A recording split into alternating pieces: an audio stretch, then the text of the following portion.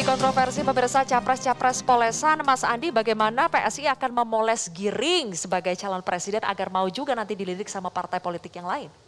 Jadi saya ingin menjelaskan ada kaitan sebetulnya antara fenomena relawan, kemudian tingginya presidensial threshold dan bagaimana PSI mencalonkan Giring. Ini semua terjadi karena kami merasa atau fenomena ini semua terjadi karena mampetnya saluran politik yang ada di partai-partai politik yang punya tiket untuk mencalonkan diri sebagai mencalonkan presiden. Pertama, munculnya fenomena relawan itu disebabkan karena akar rumput merasa bahwa partai-partai politik yang punya tiket ini tidak mendengarkan suara mereka.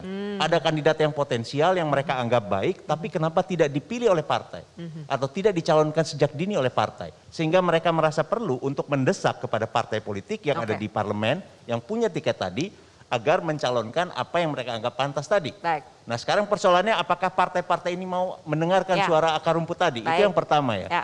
Kemudian yang kedua, kalau misalnya kita bicara tentang ambang batas pencalonan presiden, saya setuju dengan Ferry bahwa sebetulnya sebaiknya kalau kita ingin demokrasi kita sehat, demokrasi kita berkualitas, rakyat punya banyak pilihan, maka ambang batas pencalonan presiden harus diturunkan seminimal mungkin.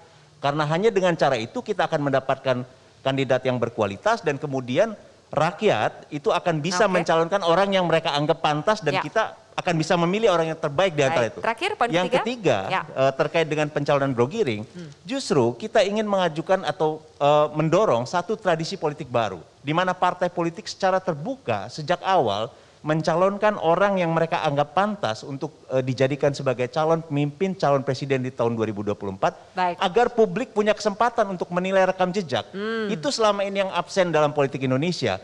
Selama ini politik kita itu tiba-tiba misalnya di ujung sebuah partai mengumumkan seorang kandidat yang kadang-kadang buat publik juga nggak relate, mereka nggak merasa nyambung dengan kandidat tersebut. Jangan sampai misalnya ada banyak fenomena, jangan-jangan misalnya ada partai yang nasionalis misalnya, tapi tiba-tiba di ujung nanti mencalonkan satu kandidat yang suka main politik identitas misalnya. Itu konstituennya gimana? Menarik. Nanti ditanggapi jadi ini yang lain PR bersama politik kita. Jadi saya pikir ini. Saya ingin tanya tadi poin pertama dari Mas Andi, saya ingin lempar ke Bang Kapitra. Betulkah sebetulnya karena mampetnya saluran komunikasi, kandidat yang dicalonkan tidak sesuai dengan aspirasi masyarakat, makanya muncul gerakan-gerakan relawan ini sepertinya menyinggung PDI Perjuangan juga?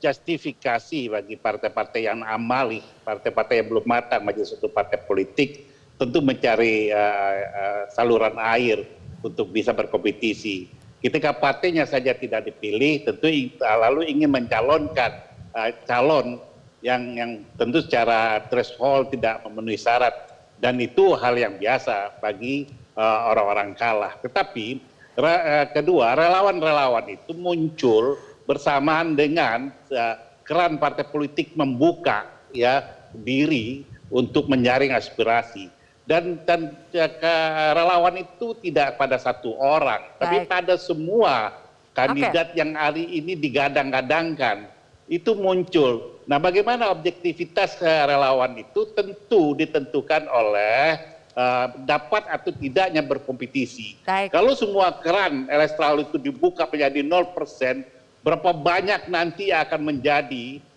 calon presiden. Sementara kalau kiblat demokrasi Indonesia Amerika itu cuma dua kandidat. Jadi saya pikir selektivitas itu sudah dimulai dari threshold itu, sehingga yang bertarung itu adalah orang-orang yang kuat, betul-betul yang secara melalui partai politik terpilih dan menjadi pemenang. Baik, Bang Kapitra.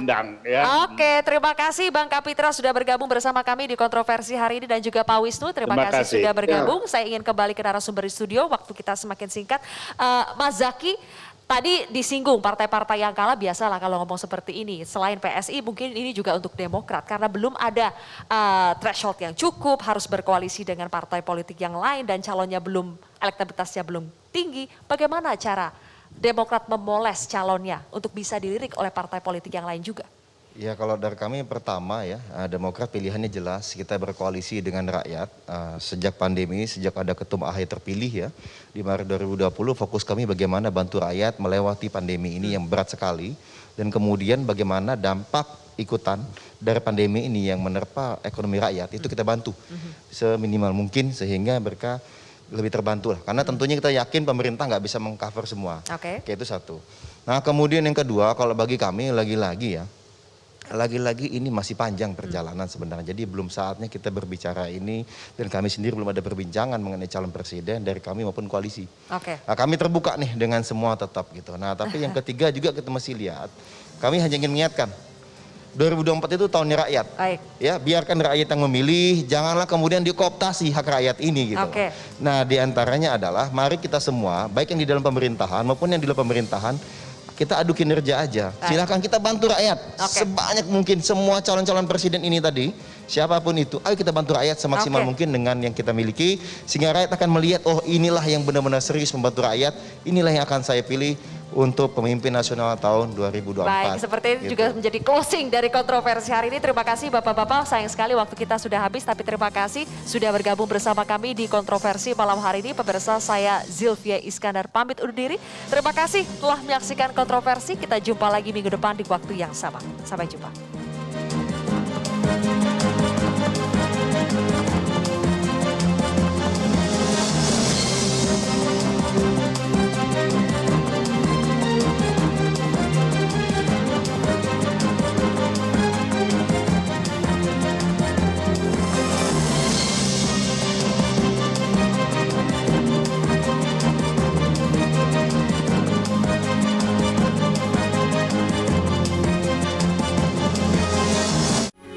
Metro TV